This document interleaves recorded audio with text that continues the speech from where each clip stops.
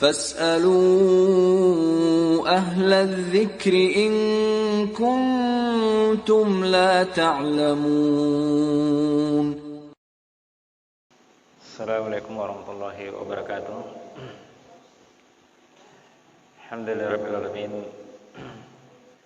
Shalatu wassalamu ala nabiyyina Muhammadin wa ala alihi wa ashabihi wa man tabi'ahum bi ihsanin ila yaumiddin, amma ba'd. Baik, pada malam hari ini kita akan melanjutkan pembahasan dari tafsir Juz Ammah. Sekarang kita masuk ke dalam tafsir surat An-Naba. An-Naba adalah berita, adalah tentang berita. Allah Subhanahu wa taala sebutkan dalam surah An-Naba, amma yatasaalun, tentang apa yang mereka pertanyakan. Anin naba'il azim, yaitu tentang berita yang sangat besar. Alladzi hum fihi mukhtalifun, berita yang besar itu mereka berselisih padanya. Kalla saya'lamun, sekali-sekali tidak mereka akan mengetahuinya. Tsumma kalla saya'lamun, kemudian sekali-sekali tidak mereka akan mengetahui. Alam naj'alil arda mihada, bukankah kami telah menjadikan bumi itu sebagai mihadan, sebagai hamparan. Wal jibala autadan, dan bukankah kami telah menjadikan gunung-gunung itu sebagai autad, sebagai pasak. Wa khalaqnakum azwajan, dan kami telah menciptakan untuk kalian azwajan, yang berpasang-pasangan. Wa ja'alna naumakum subata, dan kami jadikan malam itu subatan, sebagai tempat untuk beristirahat. Wa ja'alna al-laila libasan, dan kami jadikan malam itu sebagai libas, pakaian yang menyeliputi kalian. Wa ja'alna an-nahara ma'asyan, dan kami jadikan waktu siang hari itu ma'asyan, tempat untuk mencari nafkah, cari rezeki. Wa banayna fawqakum sab'an shidadan, dan kami telah membangun di atas kalian 7 shidadan, yang kuat.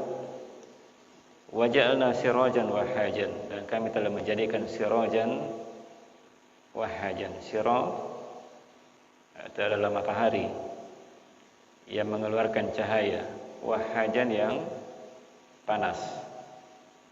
Wa anzalna minal mu'thirati ma'an sajjajan, dan kami telah menurunkan dari mu'thirah, dari awan, ma'an, mengeluarkan dari awan itu air, sajjajan, air yang begitu banyak.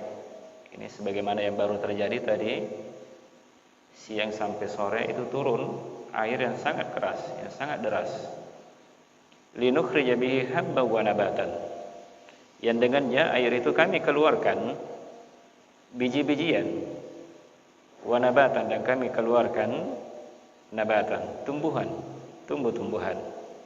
Wa jannatin alfaban, dan juga kami keluarkan padanya jannah, yaitu kebun-kebun, alfaban, yang pohonnya itu rindang, pohon-pohonnya adalah rindang. Baik, ini surah An-Naba dari ayat 1 sampai 16. Jadi beliau, Syekh Ibnu Utsaimin, membagi surah An-Naba dengan beberapa bagian. Yang pertama beliau sebutkan, jelaskan dari ayat 1 sampai 16. Baik, beliau berkata bahwa amma yatasaalun, amma, an itu artinya dari, ma artinya apa, artinya tentang apa. Mereka yang saling pertanyakan, mereka yang saling bertanya di situ adalah orang-orang yang mukadzibun, orang-orang yang mendustakan Al-Quran. orang-orang yang mendustakan Al-Quran dan selain daripada mereka itu saling bertanya satu dengan yang lainnya. Saling bertanya satu dengan yang lainnya. Kemudian apa yang mereka pertanyakan, maka Allah Subhanahu wa taala menjawabnya dari lanjutan ayat itu, anin naba'il adzim. Yang mereka pertanyakan, yang mereka bicarakan adalah tentang berita yang sangat besar. Berita yang besar. Alladzi hum fihi mukhtalifun. Yang mana mereka saling berselisih tentang berita itu. Tentang berita itu. Berita ini disebutkan oleh Syekh Ibnu Utsaimin bahwa berita itu adalah apa yang datang dengannya Nabi kita Muhammad sallallahu alaihi wasallam, yaitu berupa Al-Qur'an maupun sunnahnya, berupa al-bayyinah dan hudan, penjelasan dan petunjuk. Itu yang mereka saling pertanyakan. Mereka mempertanyakan hudan, petunjuk yang dibawa oleh Nabi Muhammad sallallahu alaihi wasallam, dan al-bayyinah, penjelasan yang dibawa oleh Nabi Muhammad sallallahu alaihi wasallam. Itu yang mereka saling pertanyakan. Saling bertanya. Ini orang-orang yang mendustakan Al-Quran. Padahal di antara orang-orang yang mendustakan Al-Quran itu adalah orang-orang Yahudi, Bani Israel, anak keturunan dari Nabi Yakub alaihissalam. Mereka sebenarnya mengetahui berita tentang kedatangan Nabi Muhammad sallallahu alaihi wasallam itu mereka tahu di dalam kitab mereka, yaitu kitab Taurat. Karena di dalamnya disebutkan bahwa akan datang nanti Rasul Nabi yang terakhir. Bahkan disebutkan di dalamnya sifat-sifat yang ada di dalamnya. Itu disebutkan di dalam surah Al-Baqarah, penjelasannya. Sehingga seharusnya mereka itu adalah orang yang tahu, paling tahu tentang Nabi yang akan datang.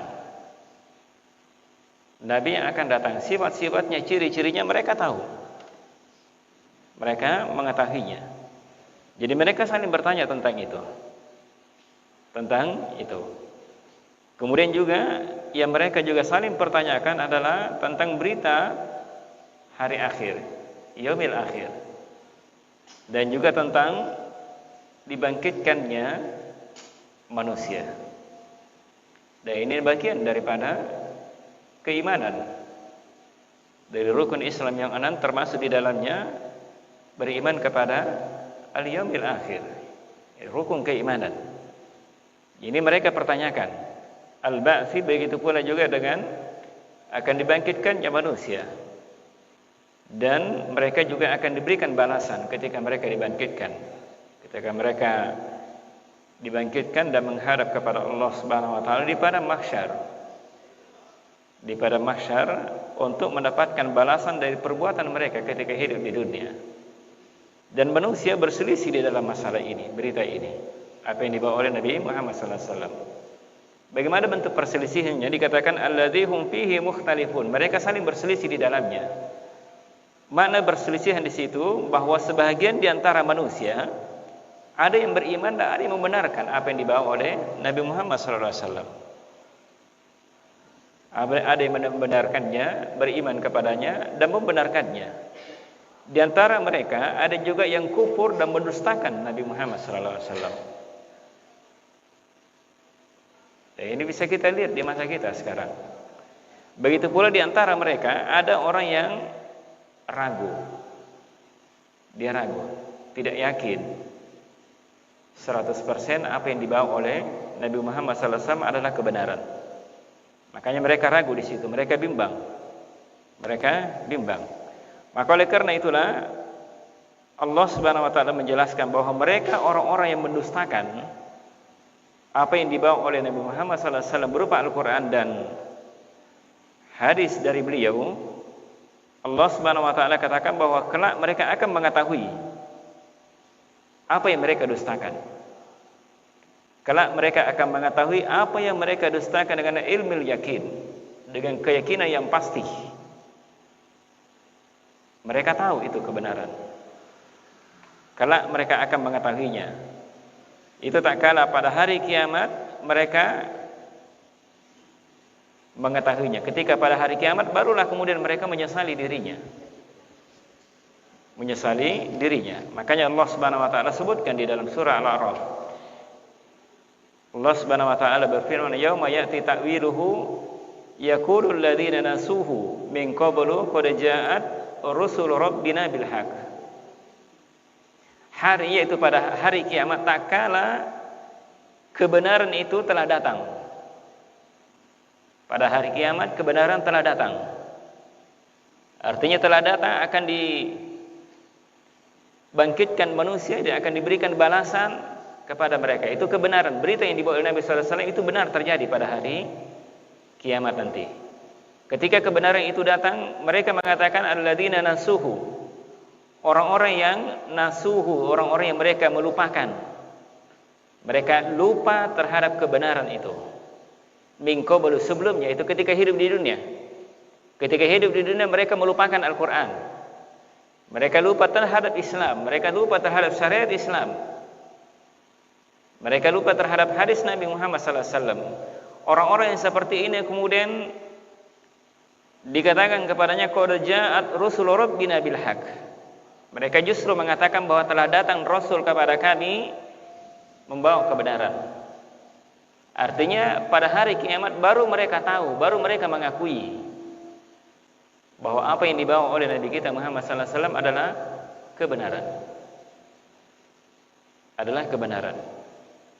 Banyak disebutkan di dalam Al-Quran bahwa kelak mereka menyesali dirinya. Kenapa kami? Celaka kami. Kenapa kami tidak menjadikan Nabi Muhammad SAW sebagai orang yang kami cintai, orang yang kami ikuti? Itu baru disesali dirinya pada hari kiamat nanti. Makanya mereka juga tahu, mereka meminta kepada Allah Subhanahu wa taala dikembalikan ke dunia agar supaya mereka kembali ingin beriman, ingin beramal soleh. Ingin beramal soleh. Tapi itu adalah penyesalan yang tidak mungkin dikembalikan. Penyesalan yang tidak ada gunanya lagi. Walihada qala subhanahu wa ta'ala, oleh karena itu Allah Subhanahu wa taala berfirman, "Kalla saya'lamuna, tsumma kalla saya'lamun." Kelak mereka sekali-sekali tidak, kelak mereka akan mengetahuinya pada hari kiamat nanti. Mereka akan tahu bahwa itu adalah kebenaran. Itu adalah kebenaran. Tsumma kalla saya'lamun. Kemudian disebutkan lagi, ini dari sisi makna ini adalah menekankan, dua kali disebut bahwa kelak mereka akan mengetahuinya. Penekanan dari Allah Subhanahu wa taala bahwa betul-betul mereka akan mengetahui pada hari kiamat nanti. Akan mengetahuinya. Ini sebagian mengatakan itu adalah taukid, penekanan bahwa betul-betul akan mereka mengetahuinya. Makanya mereka pada hari kiamat nanti mereka semuanya menyesali dirinya. Mereka menyesali dirinya. Kenapa mereka ketika hidup di dunia tidak beramal soleh? Kenapa tidak mengikuti Rasul? Kenapa mereka tidak beriman kepada Al-Quran? Kenapa mereka tidak beriman kepada Rasul Muhammad SAW? Kemudian setelah itu, kemudian setelah itu Allah Subhanahu wa taala menyebutkan nikmatnya. Ini peringatan bagi mereka semuanya. Ini Allah Subhanahu wa taala menurunkan Al-Quran untuk menjelaskan kepada manusia bahwa mereka nanti akan dibangkitkan, bahwa apa yang dibawa oleh Muhammad SAW adalah kebenaran. Amalan-amalan mereka ketika hidup di dunia akan diberikan balasan. Setelah itu Allah Subhanahu wa taala sebutkan nikmatnya. Nikmatnya kepada hambanya. Untuk menetapkan nikmat ini, mengharuskan agar supaya mereka itu mensyukuri nikmat itu. Kenapa Allah Subhanahu wa taala sebut nikmat itu? Agar supaya mereka mensyukuri nikmat itu. Mensyukuri nikmat itu. Allah Subhanahu wa taala sebutkan alam naj'alil arda mihadan. Ini nikmat Allah Subhanahu wa taala. Bukankah kami jadikan bumi itu sebagai hamparan untuk kalian? Kalian di atas muka bumi ini kalian bisa bercocok tanam padanya. Kalian bisa melakukan jual beli di situ di dalamnya. Kalian bisa mencari nafkah, mencari rezeki padanya. Ini dijadikan, ini nikmat Allah Subhanahu wa taala, diberikan kepada kalian, kepada manusia. Bukankah kami telah menjadikan bumi itu sebagai hamparan untuk kalian? Ya. Yang memang diperuntukkan untuk makhluk. Ya. Untuk makhluk itu. Di antaranya disebutkan oleh Syekh Ibnu Utsaimin bahwa bumi itu, tanah itu tidak dijadikan. Ya, sebagian bumi itu ada yang keras, ada yang tidak. Jadi yang tidak keras itu dijadikan untuk manusia supaya mereka bisa bercocok tanam di situ. Mereka bisa menanam sayur-sayuran. Seperti yang ada di Malino misalnya. Sayur-sayuran yang ada di Makassar kan datangnya dari Malino, sebahagian ya. Tanahnya keras atau tidak? Tidak, subur tanahnya, lembek tanahnya. Bisa ditanami. Yang dengannya kita bisa makan. Kita bisa makan. Coba kira-kira kalau keras. Bisa tidak bercocok tanam di situ? Bisa hidup tumbuhan di situ? Ini nikmat Allah Subhanahu wa taala. Begitu pula Allah jadikan bumi itu sebagai hamparan untuk kalian bisa berjalan di atasnya tanpa susah payah. Tanpa bersusah payah. Itu secara umum, walaupun sebagian orang yang mungkin bersusah payah ketika dia berjalan yang tinggal di gunung. Iya. Yang tinggal di gunung mungkin setengah mati ya, dari bawah ke atas dia harus naik ke atas rumahnya misalnya, turun lagi ke bawah mungkin ambil air dan sebagainya. Dan sebagainya.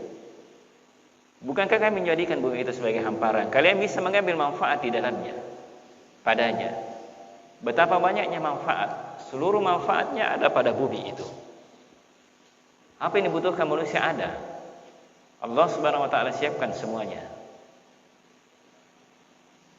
Manusia ingin membuat rumah, ada. Dari mana dia buat? Dari tanah. Iya kan? Dari tanah dibuatkan batu bata. Iya. Betul atau tidak? Iya. Silahkan jalan-jalan ke daerah Limbung sana. Banyak orang di sana membuat batu. Pakai apa dia? Pakai tanah. Itulah dibuat membangun rumah. Ya misalnya marmer di sini dari mana didapat? Dari tanah atau tidak?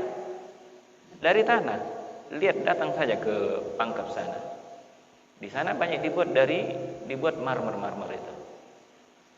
Dari mana asalnya? Dari tanah, dari muka bumi. Iya kan? Kayu, lemari dan sebagainya dari mana didapat? Dari tumbuhan. Besi dan sebagainya, baja dari mana didapat semua itu? Dari dalam perut bumi. Ini nikmat Allah Subhanahu wa taala. Yang mana Allah Subhanahu wa taala menyebutkan nikmat itu agar supaya manusia mensyukuri nikmat itu. Artinya nikmat itu digunakan untuk beribadah kepada Allah Subhanahu wa taala. Itu tujuannya. Diingatkan nikmat itu agar supaya manusia itu mensyukurinya, menggunakan nikmat itu sebagaimana yang diinginkan oleh Allah Subhanahu wa taala. Itu mensyukuri nikmat namanya. Diberikan nikmat kesehatan misalnya. Apa tujuannya? Digunakan untuk beribadah kepada Allah Subhanahu wa taala. Bukan diberikan kesehatan hanya digunakan untuk berhura-hura saja. Hanya digunakan untuk minum-minum saja. Hanya digunakan untuk begadang saja. Ini kan di masa-masa kita sekarang kan anak-anak muda itu, apalagi kalau malam minggu, mereka begadang sampai pagi. Jadi nikmat kesehatan yang diberikan kepadanya dia tidak gunakan sebagaimana yang diinginkan oleh Allah Subhanahu wa taala. Itu namanya tidak mensyukuri nikmat Allah Subhanahu wa taala. Kemudian juga bumi Allah Subhanahu wa taala ingatkan nikmat itu. Saya menjadikan nikmat itu sebagai hamparan supaya kalian bisa tinggal di situ. Kalian bisa tinggal di muka bumi itu. Sebagian orang sekarang dia ingin mencari tempat tinggal selain daripada bumi. Dia ingin tinggal di bulan. Mana bisa tinggal di bulan? Mana ada udara di sana? Oksigen. Tidak bisa bernafas kalau tinggal di sana. Jadi bumi itu adalah nikmat Allah Subhanahu wa taala yang diberikan kepada manusia agar supaya disyukuri nikmat itu. Kemudian Allah Subhanahu wa taala sebutkan nikmat yang lainnya, wal jibala autadan. Bukankah saya telah menjadikan gunung itu sebagai pasak-pasak untuk kalian? Allah menjadikan pasak untuk bumi. Itulah gunung. Ia akan menguatkan bumi itu. menguatkan bumi itu. Jadi pasak itu apa namanya? Gunung itu diperumpamakan sebagai pasak. Pasak itu mungkin pernah ada yang pergi berkemah. Ada yang pernah pergi berkemah? Kalau ada yang pergi berkemah, bagaimana supaya kemah itu bisa berdiri? Kan ada pasak di ujungnya itu kan dipasang supaya bisa tegak itu kemah yang kita buat. Itu pasak namanya. Tujuannya apa? Supaya ini kemah bisa berdiri, supaya kuat. Begitu pula bumi. Adanya gunung adalah untuk menguatkan bumi itu. Untuk menguatkan bumi. Sehingga bisa tegak dengannya. Makanya Allah Subhanahu wa taala sebutkan di dalam ayat yang lainnya dalam surah Fussilat, wa ja'ala fiha rawasiya min fawqiha wa baraka fiha. Allah Subhanahu wa taala menjadikan pada bumi itu rawasiya, gunung-gunung. Min fawqiha, dari atasnya. Jadi gunung itu di atas bumi. Di atas bumi. Wa baraka fiha. Dan Allah Subhanahu wa taala memberkahi padanya. Keberkahan Allah Subhanahu wa taala. Sebahagian ulama menyebutkan bahwa pasak itu, karena pasak itu kalau seperti kemah kan berarti kan dia ditanam ke dalam tanah. Jadi gunung itu juga memiliki, sebagian ulama menyebutkan bahwa gunung-gunung itu memiliki juzur, akar-akar yang ke bawah. Saja. Gelap gulita saja. Itu dianggap seperti libasan, seperti pakaian yang menutupi muka bumi itu. Itu malam hari. Itu malam. Ia menutupi muka bumi. Ini nikmat Allah Subhanahu wa taala kepada manusia. Yang dengannya mereka bisa istirahat di situ. Begitu pula Allah sebutkan dalam ayat yang lainnya, lanjutannya, wa ja'alna an-nahara ma'asyan. Kami jadikan waktu siang hari itu ma'ash. Waktu atau tempat untuk ma'as, mencari kehidupan. Mencari maisha, kehidupan di situ. Di siang harinya. Ma'ash itu ya'isun nasu fihi.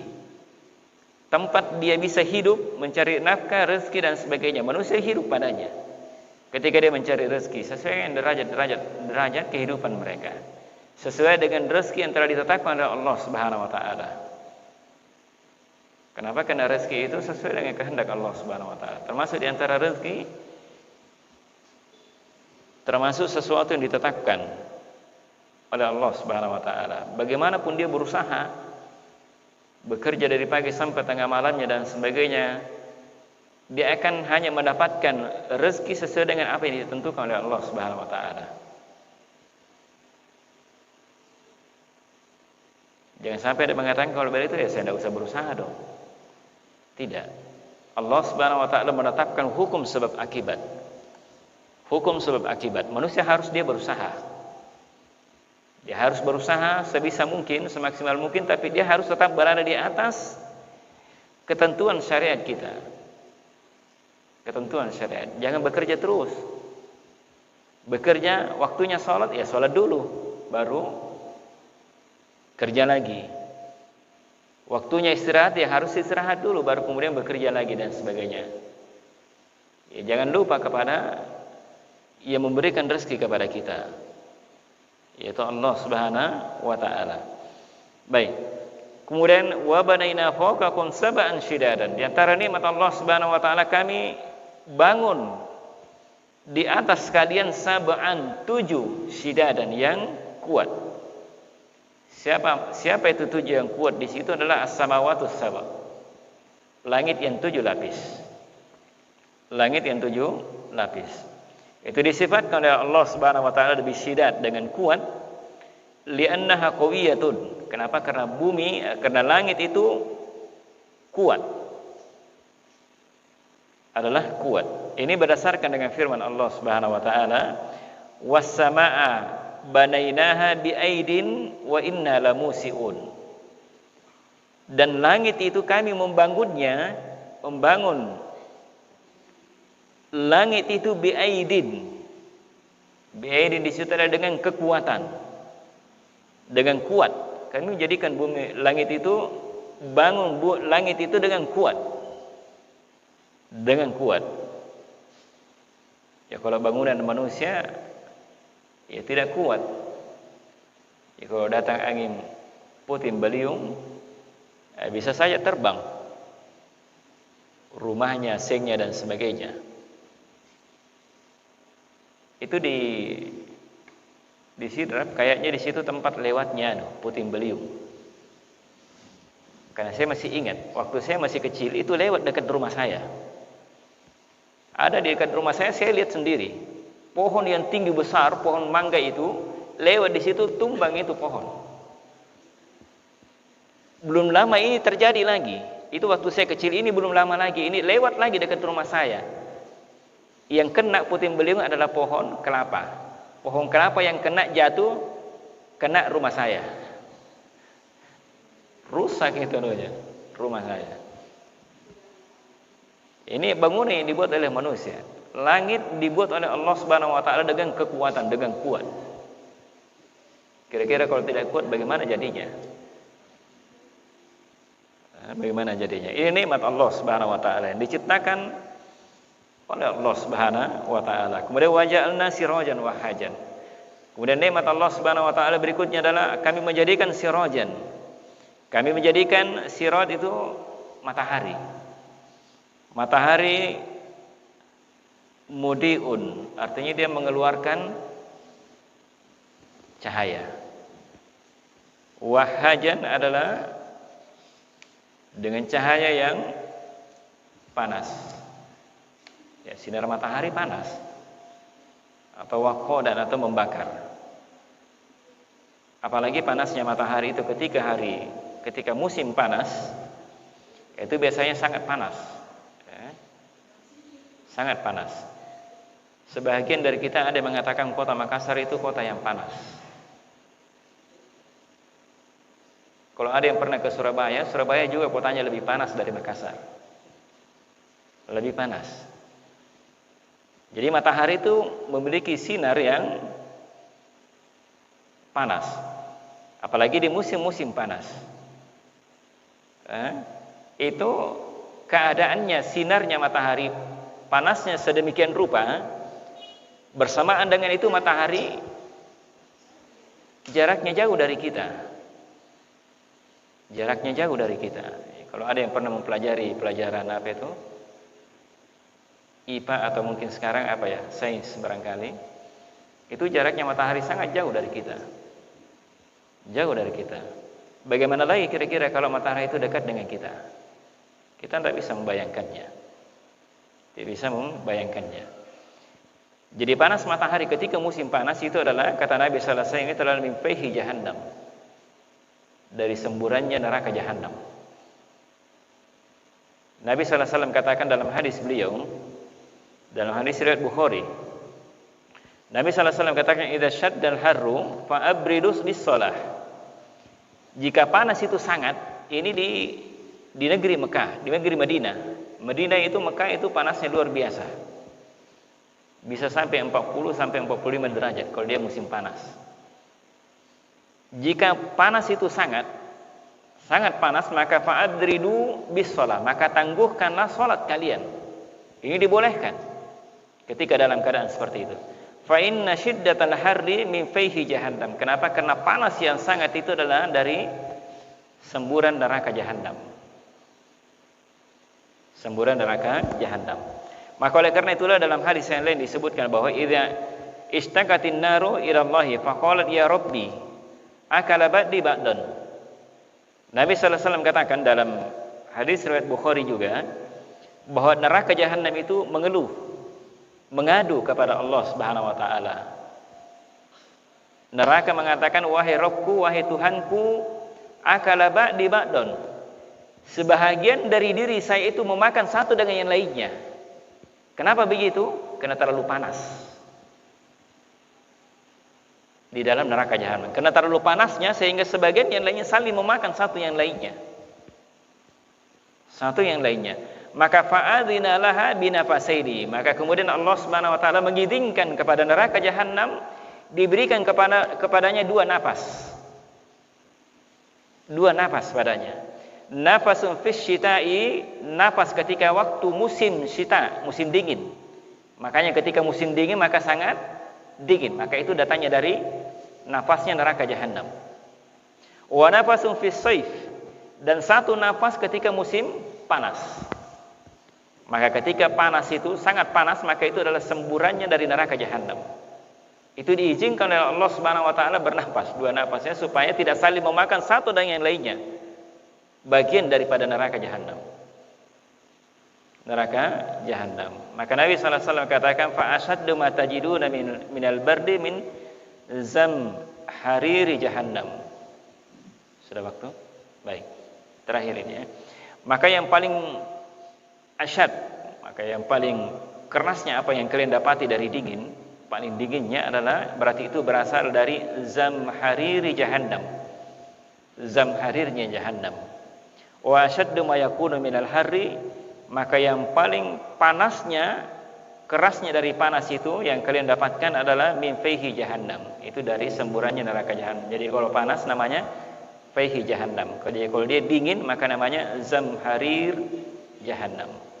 Baik. Itu nikmat yang disebutkan oleh Allah Subhanahu wa taala. Nanti akan kita lanjutkan lagi, menunjukkan bahwa di antara hikmah Allah Subhanahu wa taala sebutkan agar supaya manusia mensyukuri nikmat itu. Jadi gunakan nikmat itu sesuai dengan perintah Allah Subhanahu wa taala. Maka Allah Subhanahu wa taala akan memberikan balasan yang begitu besar apa yang dilakukan oleh manusia. Baik, saya kira cukup, mudah-mudahan ada manfaatnya. Lebih dan kurangnya dimaafkan. Subhanakallahumma wa bihamdika, asyhadu an la ilaha illa anta, astaghfiruka wa atubu ilaik. Assalamualaikum warahmatullahi wabarakatuh.